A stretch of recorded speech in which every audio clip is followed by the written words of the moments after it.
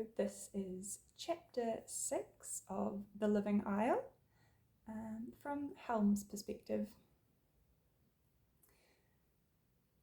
The mossy stone wall marking the edge of Rindle was no more than a couple of metres high.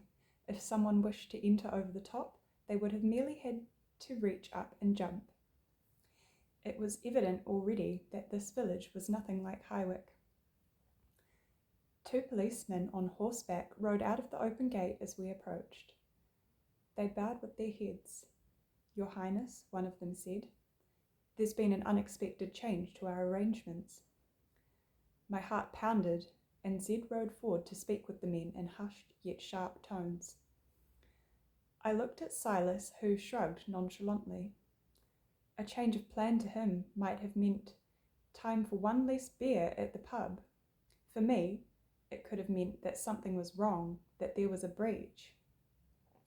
When Zed rode back to us, she was livid, her face pinched. "The residents know that you are about to arrive," she said ruefully. My stomach flipped. All I'd wanted was to be able to remain inconspicuous until the moment I had to step onto the stage in the town square.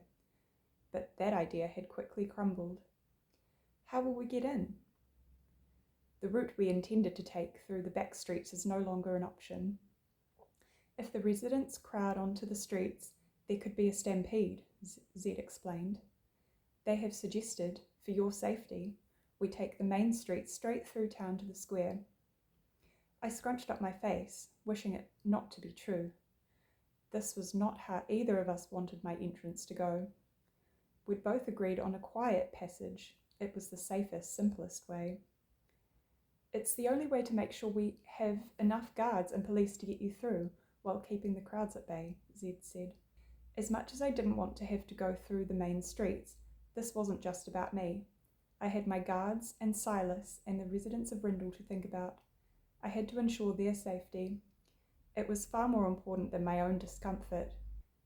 "Whatever we need to do," I said, already feeling the world shrinking around me, the crushing cage of being a royal closing me in. Despite my obvious discourse, Silas didn't bother hiding his excitement and nudged me in the arm. "Come on, you can get a bird's eye view of the Rindle girls," he smirked.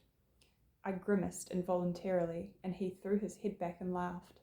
Zed shot him a disgusted look, which stopped him laughing at least, but he added sarcastically, "But of course, you'll be thinking of your lovely princess." I was thinking of someone, but it was not the princess. Though every part of me wanted to turn around and ride back to Highwick, I pulled up my cloak over my head and nodded to Zed, signalling I was ready to move forward, as ready as one could be. There were no other options, and the people were expecting me. I couldn't just disappear. Candace and Class squeezed in close to Blaine, so close that I barely had room to move my feet in their stirrups. Several Rindle police officers fell in around us as we passed through the gates, and I was relieved but also nervous to see that there was an officer in every corner, by every building and under every lantern. Though I tried not to worry, we all knew that this could get dangerous. Everything was quiet now, but things could change very quickly when it came to Rindle from what I'd heard from the king. Each horse hoof against the cobblestones felt like a jab in my chest as we tried our very best to sneak along the main street. It was in vain though, as when we entered the first stretch of houses, the street was already full of people. Excited whispers turned into applause and cheering, and the sound of my name came at me from all angles, up high in the windows overlooking the street, out of doorways, and from all around me. Someone waved the royal flag in front of the procession and was swiftly ushered away by a policeman. I pulled my hood tighter around my head, yet I couldn't keep out their voices. "Prince Helm," a woman's shaky voice called from my left. "Won't you heal me with your power?" Another, younger voice called, "Please bring my family good fortune."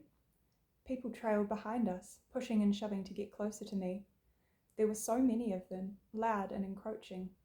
Silas was beaming as he waved to the crowd, blowing kisses to the girls and saluting the men. We inched forward, a line of policemen on foot pushing back the crowd, followed by the officers on horseback. I could barely breathe as horses and bodies shoved tighter around me. A quick glance at Candace and Class's faces was enough to strike up the fear that had been building in me to an almost unbearable level. I couldn't wait to get to the stage at that point, just to be able to breathe. More Rindles kept coming, out of doors and side streets, calling out for me, following us down the street to the square.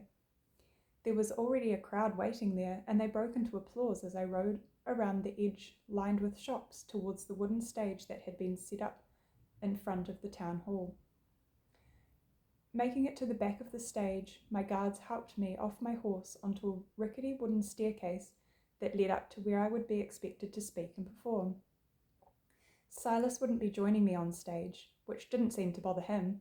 He had found himself surrounded by a crowd of beaming girls, many dressed in what must have been a uniform for the Rindle High School. Zed dismounted and took the stairs beside me, and I sensed a hint of hesitancy in what was her usually unshakable demeanour. But she wasn't the one they wanted to see. There was nothing for her to worry about, was there? As I crested the stairs and appeared on the stage, the crowd erupted into even louder applause and cheers than before. I waved down at the sea of faces, trying my best to smile and look pleased to be here. Suddenly, the crowd heaved forward towards the stage like a wave crashing against the rocks. The people at the back must have been pushing to get a view of the stage, but there was simply no more room. People toppled on top of each other, and shouts of annoyance flew from below me as they tried to right themselves. Zed had her hand poised on the handle of her sword, as did the other guards that stood at each corner of the stage. It took the guards on the ground several minutes to calm everyone down and get the crowd back in some sort of order. When everything seemed to be back in order, I glanced at Zed and she nodded to me. Finally, as I stepped forward, my hands shaking, the crowd went dead quiet. "Welcome," I fumbled. It felt an odd thing to say to the Rindles when I was the one visiting them. Their adoring, expectant faces looked up at me. I decided to look straight ahead, across the crowd to the row of buildings along the back of the square. There were still people leaning out of the windows back there, but at least I couldn't make out their expressions, and it made it easier to say what I needed to. "I am here," I continued slowly, picturing the words I'd written out on the piece of paper as I said them, "to invite you to join my family in celebrating another year of prosperity in Derna." The crowd applauded once more. Their unrelenting encouragement helped me relax a little, and I cleared my throat. "My family will be flying over the Isle this year, as we have done every year since the Great Split, to spread our power over the villages and surrounding land in order to guarantee success, good fortune, and triumph for the year ahead." I dug my hands into my pockets, preparing for the moment I'd been most nervous about. "I will now present you with a demonstration of my family's power, and with that an extra blessing for your fine village." Every single eye was stuck to me, waiting for what I was about to do. Gently, I pulled my hands from my pockets and placed them at my sides, angling my palms towards the stage floor. I buzzed with nerves and the readiness of my power. I closed my eyes. Taking a deep breath, I remembered everything Mr. Abner had taught me over the years about control, focus, and most recently, bright outcomes. I let out my breath and on the exhale focused my power into my hands, which began to tingle. That's when I opened my eyes and heard sighs of amazement as my feet lifted off the stage.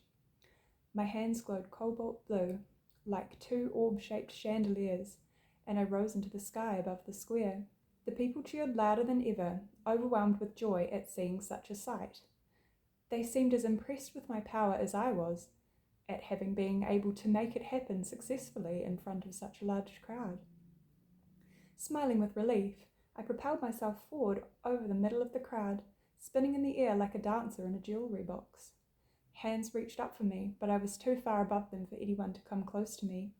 I felt full of my power, untouchable. Through the din of loyal cheers and clapping, I heard a different type of shouting break through. A male voice boomed out from near the back of the square. "Down with the royals! Stop the flyover!" Every head turned towards the voice, and the sound of swords unsheathing rung in the air around me. I flew backwards in the direction of the stage. searching all the while for the source of the commotion. Several officers headed in the direction of the voice, but the square was so crammed they became tangled in the sea of bodies and noise. Before I could reach the stage, something hurtled through the air towards me and smacked me in the chest. I lost my focus and my hands went dead. I fell towards the ground, landing amongst the villagers. The people around me screamed and I covered my face with my hands as I felt them reaching down for me. "Down with the royals," the voice boomed again as an uproar of similar phrases flew out over the crowd. The voices were angry and there were many of them. I curled into a ball as people crowded in on me, wishing I could disappear and get away from this chaos. Hands grabbed and clung to me like vices, and voices rang in my ear like warning bells. The world felt dark and heavy, and I couldn't slow my breathing. This was the end. I would die here, trampled by the very people who were meant to worship me. That was when a pair of hands reached down and hauled me out of the crowd and onto the back of a horse. "Hold on," Zed yelled. Despite myself, I managed to grip onto one side of the saddle and pull my leg over into a seated position. The horse cantered forward, straight through the crowd, which had no other option than to move or be crushed. My head bounced against Zed's back, and I screwed my eyes shut as we rode away, wishing I had never come here at all. That's Helm's chapter. A little short one compared to the previous ones. Yeah. There will be another chapter in 2 days, so stay tuned. Bye.